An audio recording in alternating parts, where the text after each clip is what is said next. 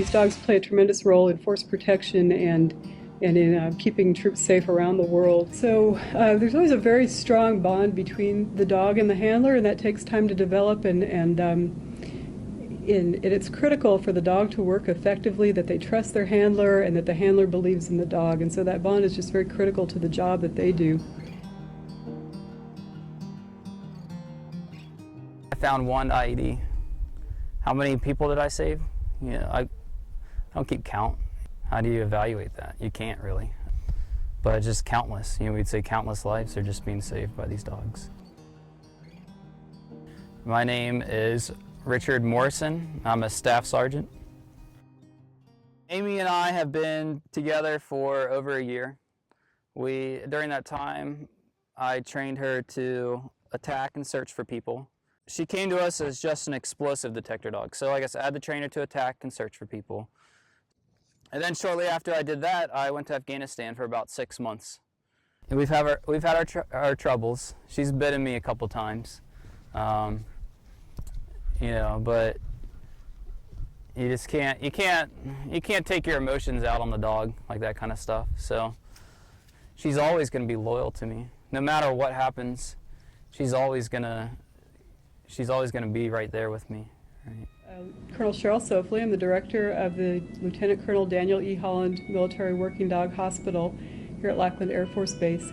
And our primary role here is to provide care for all of the dogs that are here in training and as part of the training school. So there will be anywhere between 800 and 1,000 dogs here at a time that receive their primary medical care from us. We also provide consultation and referral services to the rest of the Department of Defense. Yeah, and it's important to recognize that this is the only location of its sort anywhere in the world. There is not another Department of Defense agency for any country that has a Role 4 facility that issues definitive care to their military working dogs and those dogs of federal agencies. In fact, these dogs are awarded rank that is higher than the soldier that they are assigned to. So if we had a soldier that was a specialist, for instance, that was assigned a military working dog, that military working dog would have the honorary rank of sergeant.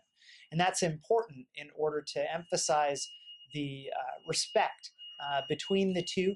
They are battle buddies, they fight together, and in circumstances they're injured together. It's not uncommon for us to receive dogs from the combat theater that have sustained gunshot trauma or had explosive trauma, like with an improvised explosive device.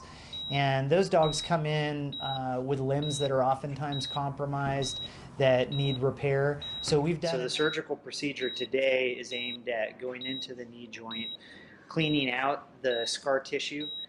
Oh. Okay, you're okay. So all we need to do at this point, let's just go ahead and keep our muzzle on the dog. That should pop on in 2 minutes.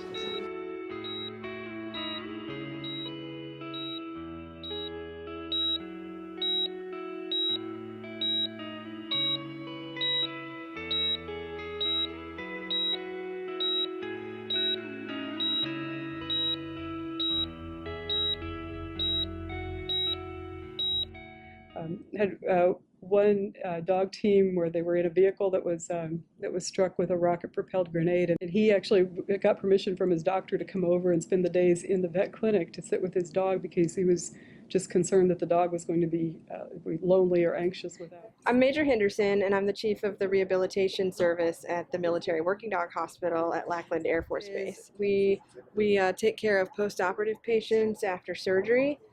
We do a lot of preventative maintenance work and conditioning exercises for the dogs, as they are athletes, and athletes require conditioning in order to be able to maximally perform their sport, in this case patrol and detection work with the military dogs at minimal risk of injury. My name is Private First Class Sabrina Westmoreland.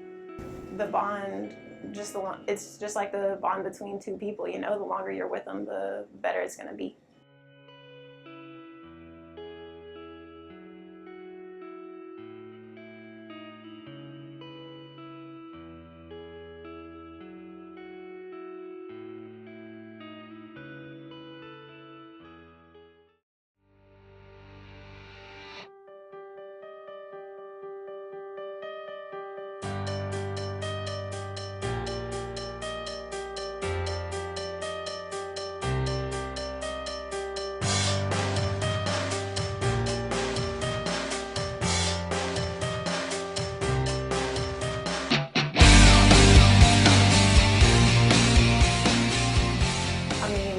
bombs before we find them. So without the dog, we go boom.